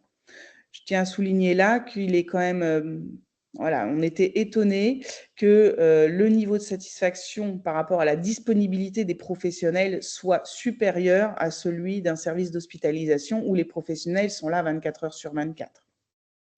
Ce qui montre que la plus-value d'un tel dispositif, malgré l'intervention qui est d'1 heure par jour, voire plus quand besoin, et non pas 24 heures sur 24.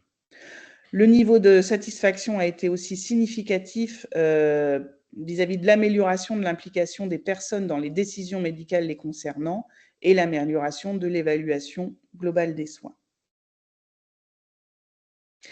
Du coup, fort de cette expérience et des plus-values démontrées, l'objectif maintenant cette année, c'est d'ouvrir le même dispositif, ça ouvre en avril, une équipe de soins psychiatriques intensifs à domicile sur les autres secteurs de l'EPSM Metz-Jury, c'est-à-dire l'agglomération très élargie de Metz. Nous ouvrons ce deuxième dispositif au mois d'avril. Je vous remercie.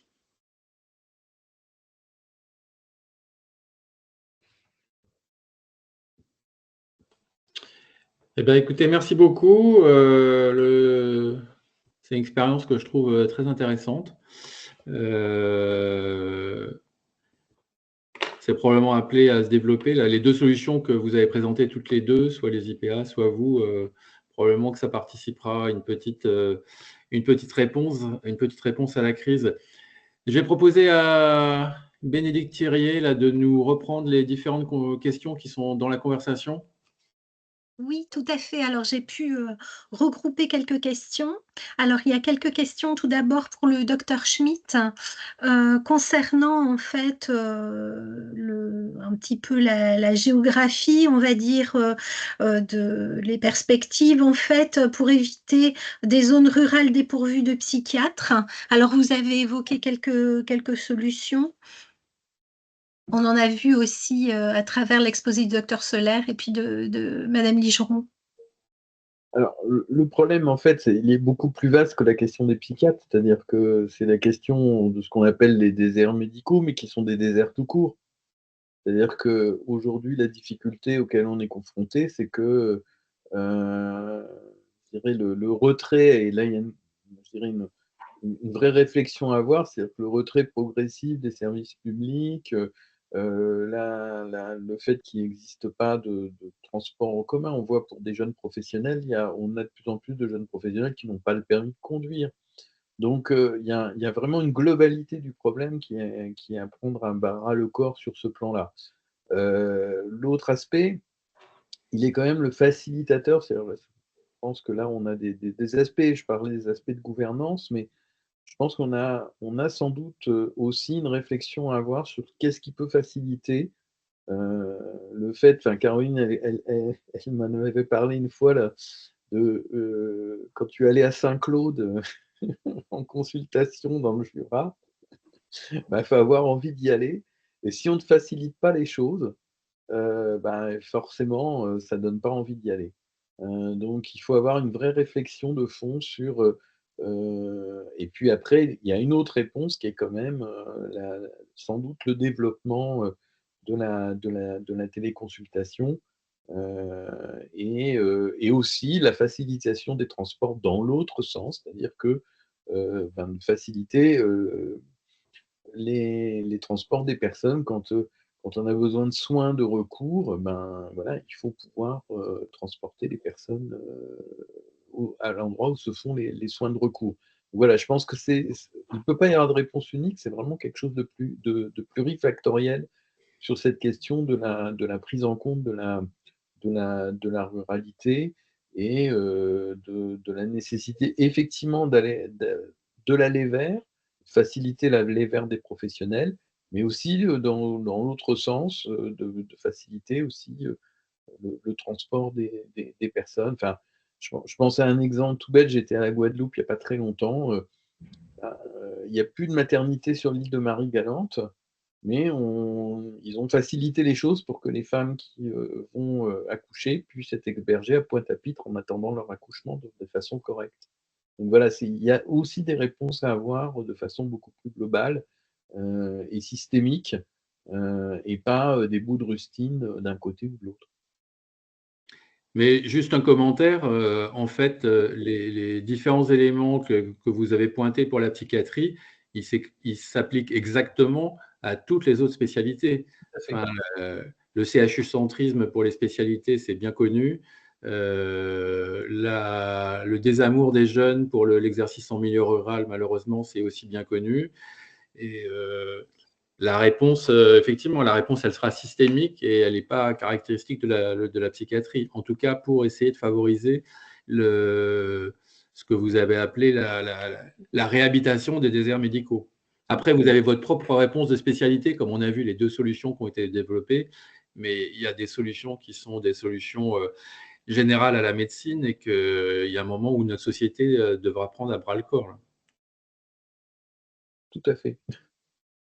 Question Oui, suivante, Bénédicte. alors ça rejoint effectivement ce qui était dit, dans la première, intervention, la première question, c'est-à-dire comment est-ce qu'on fait, pour trouver des solutions, pour un secteur comme la psychiatrie alors que les autres, secteurs sont également, en crise? Comment faire et trouver des solutions globales? C'est ce qu'on vient de dire. Est-ce que vous avez envie d'ajouter quelque chose, docteur Oui, Schmitt? parce que c'est une vraie thématique, mais qui dépasse d'ailleurs largement la France. C'est-à-dire qu'aujourd'hui, dans les pays dits développés, entre guillemets, il y a une véritable désaffection pour les métiers du care. Donc, j'englobe le social, le médico-social. C'est-à-dire que s'occuper des autres est quelque chose qui n'est pas valorisé dans nos sociétés, ou peu valorisé, que ça soit sur un plan financier, parce que ce qu'on observe quand même, c'est que c'est pas les métiers, et je pense là aux particuliers, aux aides-soignants, aux ASH, c'est pas les métiers les plus valorisés financièrement, loin de là, et en plus, qui sont peu considérés socialement. Donc à un moment donné, il y a aussi quelque chose de une vraie réflexion, et là on touche des problèmes d'éthique profonds, c'est-à-dire finalement comment on considère les métiers du soin, de prendre soin, de s'occuper des gens, comment on le considère? C'est-à-dire que je trouve qu'on a vite tourné la page du Covid, hein, où on applaudissait les soignants, et aujourd'hui, c'est plus tout à fait ça, et je pense que là, moi ce que je disais sur l'adapter le social et médico-social, c'est qu'effectivement il y a aussi, le handicap psychique, il est pris en compte de façon finalement relativement récente dans notre pays, dans le social et le médico-social. Avant, on avait des grands asiles, on n'a pas eu le mouvement de désinstitutionnalisation qu'on a connu dans d'autres pays. Donc les patients qui, je dirais, relèvent du médico-social ou relevaient du médico-social, ils étaient hospitalisés à au long terme dans les asiles. Ça ne dérangeait personne, bien au contraire, ça arrangeait tout le monde, et on n'a pas su prendre le virage, à un moment donné, de se dire: «Non, les gens n'ont pas vocation». Enfin, on a parlé de Camille Claudel récemment. Quand on pense que cette femme qui, à la fin de sa vie, était calme, posait aucun problème et cetera, a fini ses jours, à Villévrard, on voit, quand même que, et aujourd'hui, dans les réflexions des professionnels, il y a des gens, ben non, sa place, elle serait à l'hôpital psychiatrique, et ça ne dérangerait certes pas tout le monde, mais beaucoup de personnes, que ça ne dérangerait pas que des gens restent, encore à l'hôpital à vie. Donc il y a un véritable, moi, changement de mentalité, et là, Caroline parlait, du concept de rétablissement. Il y a à la fois dans nos propres pratiques, on a besoin d'intégrer qu'on peut vivre, et on peut vivre bien, et ça peut être un objectif de vivre avec son trouble psychique, mais surtout, il faut vivre avec les autres, et pour vivre avec les autres, il faut aussi que les autres, prennent en compte, et un peu plus de tolérance, de compréhension, par rapport, aux personnes qui vivent avec un trouble psychique au quotidien. Voilà, je fais un gros plaidoyer sur, la déstigmatisation, mais je me suis un peu éloigné de la question, mais je pense que ça interroge notre rapport, enfin le rapport de notre société, hein, avec effectivement, qu'est-ce que c'est prendre soin des autres? Qu'est-ce que c'est que s'occuper des autres? Et je pense que c'est ça qui devrait être, hyper valorisé, et je parle pas sur l'aspect uniquement financier, hein, je parle vraiment, sur, au-delà de l'aspect financier, il y a valoriser nos métiers. Alors, au-delà de ces aspects-là, il y a aussi effectivement, ce ratio, patient-soignant, hein, qui a été évoqué. Alors, est-ce que ça serait pas un garant de la qualité du soin pour tous, aussi bien pour le patient que pour le soignant? Ça, c'est l'esprit effectivement dans lequel la loi a été votée. Alors, aujourd'hui, il y a quand même un certain nombre de décrets d'application qu'il va falloir mettre en œuvre, et il y a un délai d'ailleurs qui est mis en œuvre. Il faut quand même savoir que, là encore, hein, ça montre bien, les difficultés qu'on a à s'approprier cette thématique-là. au-delà de la difficulté hein, de dire quels sont les ratios, etc. Mais ça s'est fait quand même contre l'avis quasi unanime des directeurs d'établissements hospitaliers. Quand je dis ça, c'est pas pour les stigmatiser ni quoi que ce soit, mais ça montre bien qu'il y a une difficulté d'appropriation sur ce plan-là et de compréhension. Je comprends leur réticence et les obstacles, mais à un moment donné, je pense qu'il faut vraiment et ça fait partie des éléments de prendre soin des professionnels, qu'il faut savoir aussi prendre le risque de se dire, ben oui, quand il n'y a pas assez de monde dans une unité, ben, il faut sans doute prendre le risque de la fermer ou de réduire la voilure. C'est sûr que si on a les yeux rivés sur, entre guillemets, «la rentabilité», l'activité et cetera, ben, oui, on est bien embêté par rapport à ce type de décision-là. Il faut sans doute aussi que, les pouvoirs publics, les tutelles, ne se placent pas dans une position, enfin, je dirais, ce qu'elles donnent d'un côté et d'une main et enfin, finalement que leur main gauche ignore ce que fait leur main droite et qu'elles ne reprochent pas dans un même sens quand des choses ont été faites. C'est-à-dire qu'il faut un accompagnement.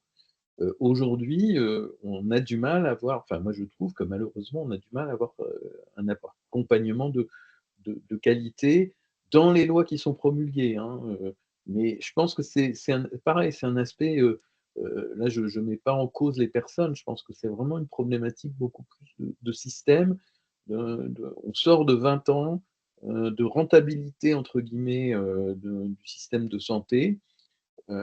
Pour moi, c'était une grave erreur et une grave errance, mais c'est compliqué de changer de matrice de réflexion par rapport aux soins et de se dire que le soin, certes, il a un coût, mais qu'en réalité, il n'a pas de prix.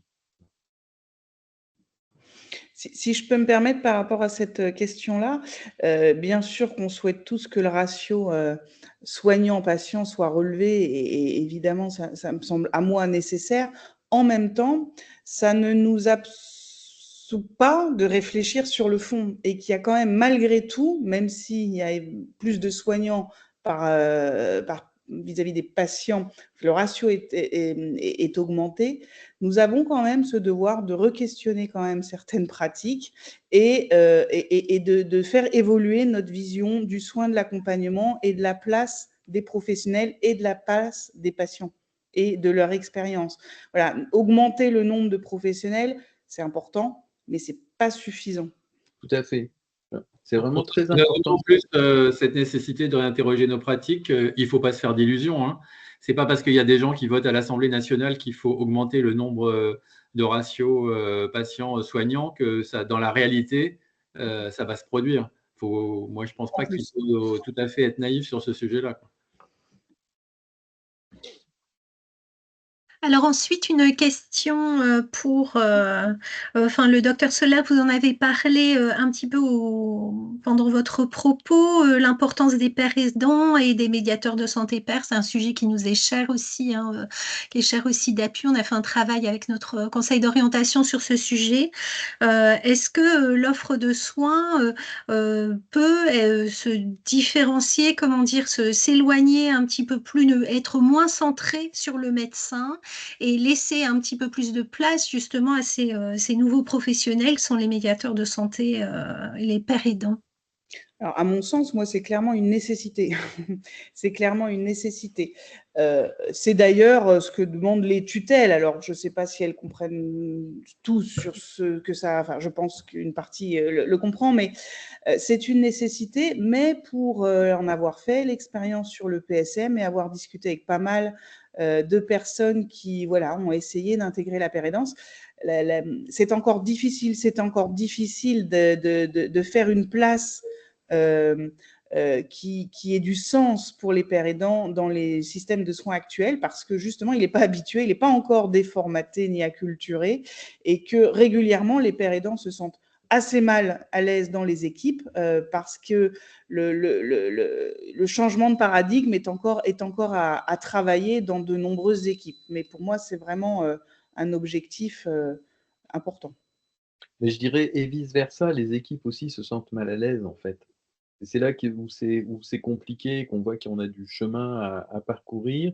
On a sans doute aussi une réflexion à avoir, c'est-à-dire que le père aidant, c'est sans doute différent pour les médiateurs, hein, père de santé, mais les pères aidants, il faut lui trouver un statut qui ne soit pas obligatoirement un statut professionnel au sens professionnel de santé. D'ailleurs, bon, de toute façon, il n'y a pas que des professionnels de santé à l'hôpital, hein. Les éducateurs ne sont pas des professionnels de santé, les assistants sociaux ne sont pas des professionnels de santé, les psychologues non plus. Euh, donc, il y a de la place pour tout le monde, mais sans doute que la logique, et là, pareil, on est encore dans cette problématique de comment on manage nos équipes. Clairement, on faut avoir une attention très particulière pour les personnes, même qui ont fait un chemin de rétablissement. Ça ne veut pas dire que tout soit réglé pour eux et pour elles. Ce n'est pas si simple que ça comme position, donc il y a nécessité de les accompagner. Moi, je trouve que nos environnements hospitaliers ont du mal à être bienveillants. Voilà. On a du mal à être bienveillants et moi, je sais que c'est cucu ce que je dis, mais je trouve que, enfin, je trouve que d'être gentil, c'est une grande qualité, mais trop souvent, on pense que d'être gentil, c'est d'être con. Je trouve qu'il y a vraiment réhabiliter la, la gentillesse, le fait d'avoir une préoccupation de l'autre, c'est super important. La bienveillance, c'est vraiment super important. Et ça, aujourd'hui, c'est compliqué. Donc, je pense qu'il y a un chemin à faire, mais là encore, pareil, je pense que les pères aidants, ils ne vont pas venir à la place d'eux. Ils vont venir en plus. Ils vont nous apporter ce que nous, on n'est pas capable sur un certain nombre de plans d'apporter.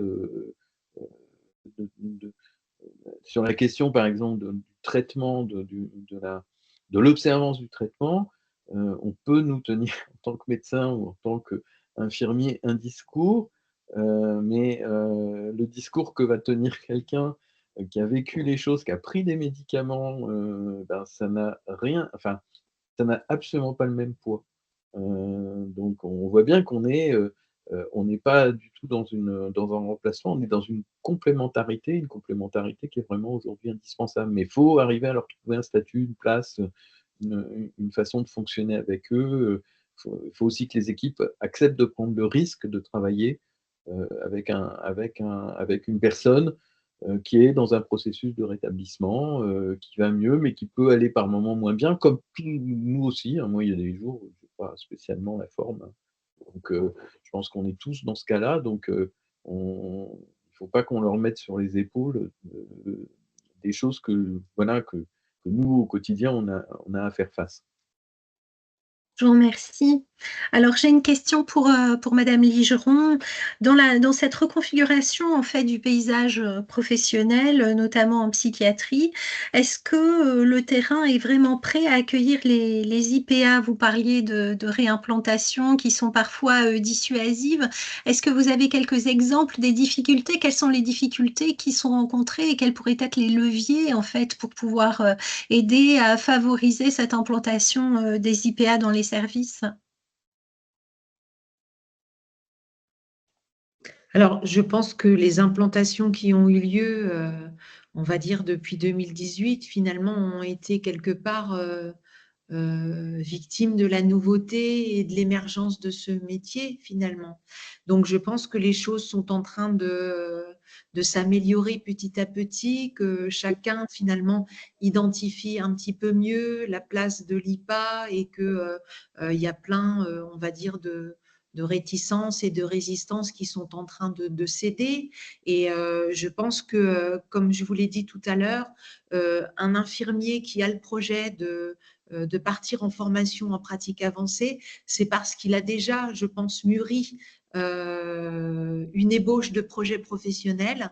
Et je pense que la manière la plus propice finalement de l'accompagner et de l'envisager, c'est de travailler le projet avant qu'il parte en formation. Et moi, pour ma part, c'est ce que j'ai fait. C'est ce qu'on a fait avec les médecins et puis les cadres supérieurs de santé. Et avec mes collègues de formation, il y en avait certains qui étaient partis sans travailler de projet et qui du coup se disaient mais quand je vais revenir, qu'est-ce que je vais devenir en fait? Qu'est-ce que je vais faire? Où je vais trouver ma place? Comment je vais la trouver, etc. Donc je pense que c'est vraiment déterminant de se projeter avec les équipes médicales et les équipes paramédicales en se disant, ben voilà, la pratique avancée, voilà ce qu'elle pourrait nous apporter et du coup qu'il y ait une ébauche évidemment pas figée et pas définitive, mais déjà bien construite, une base solide, un socle pour que l'infirmier, lorsqu'il réintègre le service ou le pôle d'où il vient, eh bien, il y ait déjà des tas de repères qui soient déjà posés et qu'il n'y ait plus quelque part que à enrichir finalement le projet. Très bien. Donc, c'est un réel travail d'équipe, en fait. Hein. Ah oui, je C'est pense ensemble, vraiment. en fait. Je pense vraiment. Si je peux Merci. rajouter un mot sur cette thématique-là, Bien je pense sûr. que là, il faut que l'infirmier de pratique avancée, c'est quelque chose en plus. C'est pas quelque chose à la place. Et Oui. aujourd'hui, ce qui se passe aussi, c'est que quand un infirmier part en formation, il part en formation, c'est un infirmier en moins.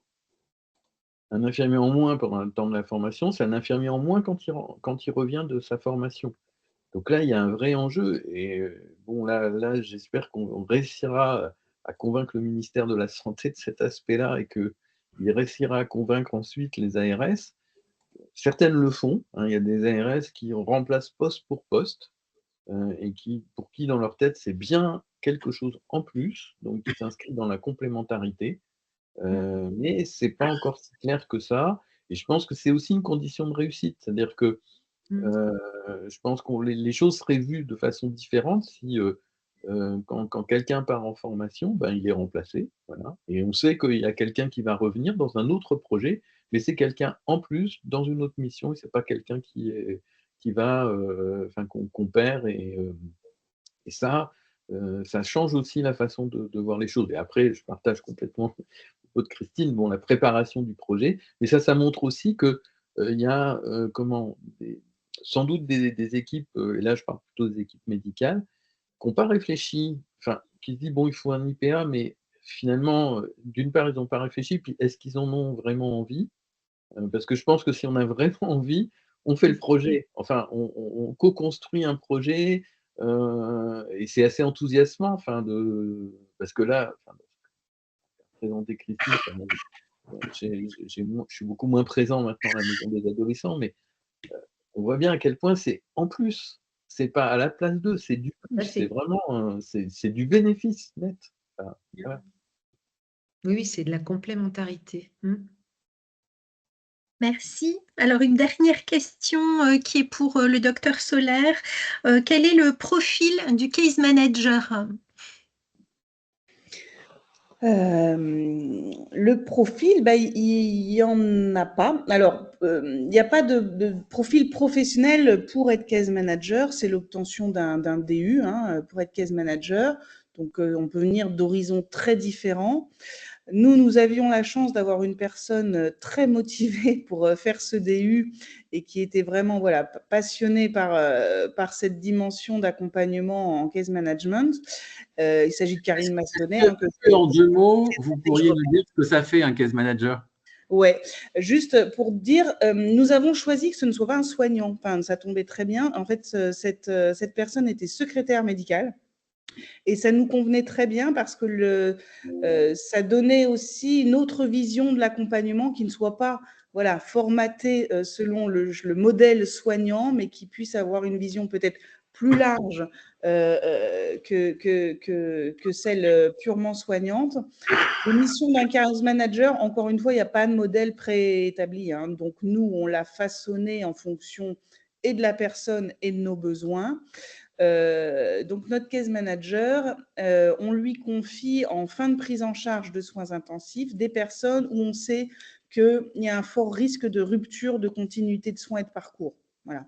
Donc, c'est des personnes sur nos dispositifs qui vont être soit très isolées socialement, soit avoir des troubles plus cognitif un peu plus marqué, où du coup, on va être beaucoup sur de l'absentéisme, voilà, de la possibilité à honorer des rendez-vous, ou des personnes plutôt réticentes aux soins et on pense qu'il serait quand même nécessaire de favoriser la continuité du parcours. Donc, on a ciblé nous-mêmes des profils de personnes que l'on confie à notre case manager qui, du coup, elle, va construire un projet avec la personne de façon très individualisée, de proximité, avec beaucoup d'entretiens, de visites à domicile et d'accompagnements divers et variés.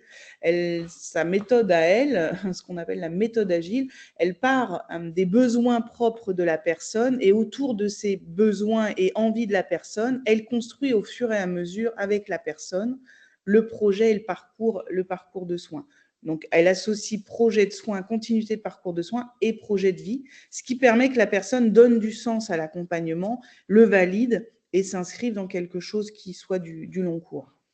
C'est une vraie révélation pour nous, le case management en psychiatrie. Enfin, si je pouvais en avoir partout, des case managers de cette qualité, ça nous sauverait dans beaucoup de situations.